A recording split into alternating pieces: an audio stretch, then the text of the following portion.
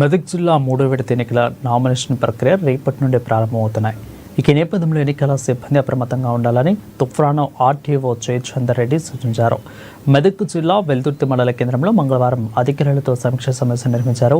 మూడవ విడత ఎన్నికలకు ప్రతిష్టాత్మకంగా తీసుకుని సిబ్బంది విజయవంతంగా పూర్తి చేయాలని సూచించారు. 3 రోజుల పాటు నామినేషన్లు, ఆ తర్వాత స్కూటీని, అభ్యర్థుల ఫిర్యాదులు స్వీకరించి వాటిని పరిష్కరించేందుకు కృషి చేయాలని సూచించారు. దీని నామినేషన్ స్వీకరణకు సంబంధించి అన్ని ఏర్పాట్లు కూడా పూర్తి అయిపోయినాయి. ప్రజలకి ముఖ్యంగా అభ్యర్థులకు సూచన ఏమిటి అంటే నామినేషన్ ఎందుకంటే 300 పైసలకు వార్డులు ఉంటాయి కాబట్టి ఒకేసారి అందరూ వస్తే పబ్లిక్ కొంచెం గ్యాదరింగ్ ఇబ్బంది ఉంటుంది కాబట్టి నామినేషన్ వేయడానికి 3 కంటే ఎక్కువ సభ్యులు తీసుకురాకూడదు. 3 మాత్రమే అలో చేస్తారు, క్యాండిడేట్ లేదా ప్రతిపాదకుడు మరియు ఒకరు, అంటే మొత్తం మీద 3. కానీ 3 కంపల్సరీ కాదు, క్యాండిడేట్ ఒకరు వచ్చినా సరిపోతుంది. మిగతా ప్రతిపాదకుల సంతకాలు ఇట్లా ఎవరు కూడా అడగరు కాబట్టి జనసామర్థ్యం దృష్ట్యా క్యాండిడేట్ ఒకరు వచ్చినా కానీ సరిపోతుంది. ఓన్లీ క్యాండిడేట్ సంతకం మాత్రమే అడుగుతారు. ముందు నామినేషన్ వేసే అభ్యర్థి మాత్రం ఉంటే సరిపోతుంది. మిగతా వాళ్ళు ముందు రావాల్సిన అవసరం లేదు.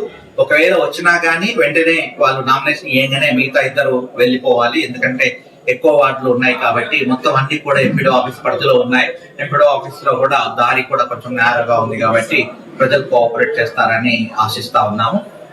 ప్రజలకి కొంతవరకు దీని మీద ఒక అపోహ ఏంటంటే ఖచ్చితంగా 3 ఉండాలి, 3 ఉంటేనే వాళ్ళు సంతకాలు తీసుకుంటారు అనే దానిలో ఉన్నారు. క్యాండిడేట్ సంతకం తప్ప ఎవరి సంతకం వాళ్ళు తీసుకోరు కాబట్టి క్యాండిడేట్ ఒక్కరుంటే సరిపోతుంది నామినేషన్ వేయడానికి. మిగతా 3 అవసరం లేదు. ఒకవేళ ఉన్నా కానీ నామినేషన్ వేయగానే వెంటనే వాళ్ళు బయటికి వెళ్ళి కోఆపరేట్ చేయాల్సిందిగా చేస్తా ఉన్నాం. బ్యాంక్ అకౌంట్ సంబంధించి ఇదివరకే దాని మీద విస్తృతంగా చెప్పడం జరిగింది. బ్యాంక్ అకౌంట్ అనేది కంపల్సరీ, కానీ నామినేషన్ యాక్సెప్టెన్స్ కి తిరస్కరణకు అది కారణం కాదు. బ్యాంక్ అకౌంట్ విత్ డ్రాయల్ వరకు ఇచ్చినా సరిపోతుంది. ఇప్పుడే వెంటనే వేయాల్సిన అవసరం